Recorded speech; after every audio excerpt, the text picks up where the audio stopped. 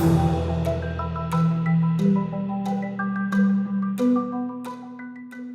is part 3 of our interview with 2 PIP Board Directors, John Burgess and John Singer, in which they discuss ESG and what private equity provides other than economic returns.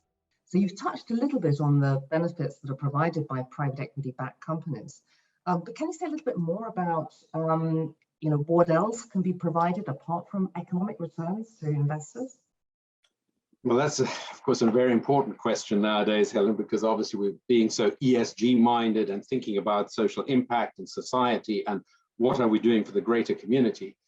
I do think it's important to realize that sort of investing in that type of growth that we've just been talking about produces as a sideline innovation, job creation, and frankly, a well-managed company that is focused on not just the short-term profit side, but long-term prosperity beyond the private equity ownership. And that, of course, produces, funnily enough, sort of longer-term returns and better returns for the investor as well. But for society, it makes a big difference. And private equity has realized, or the good managers anyway, that the transformation of companies is what this is all about, leaving a company better than you found it.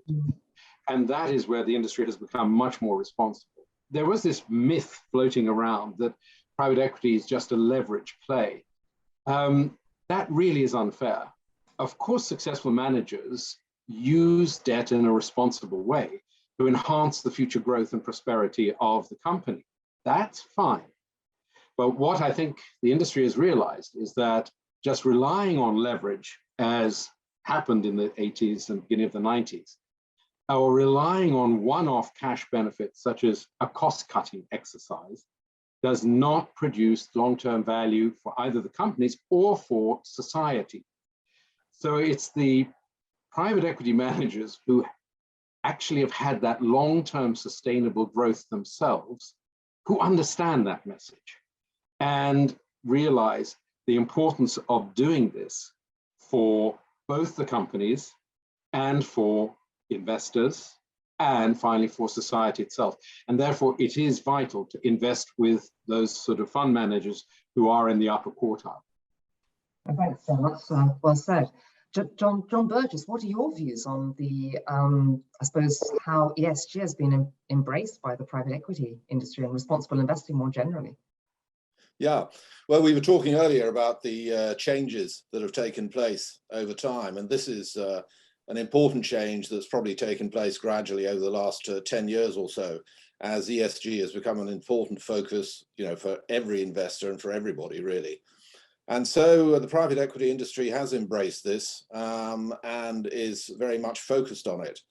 And because the managers of these companies take meaningful or indeed control equity stakes in their portfolio companies, and their economic interests are aligned with those of the management teams that they're invested with, the PE managers have a much more influence over their investments than public equity managers do.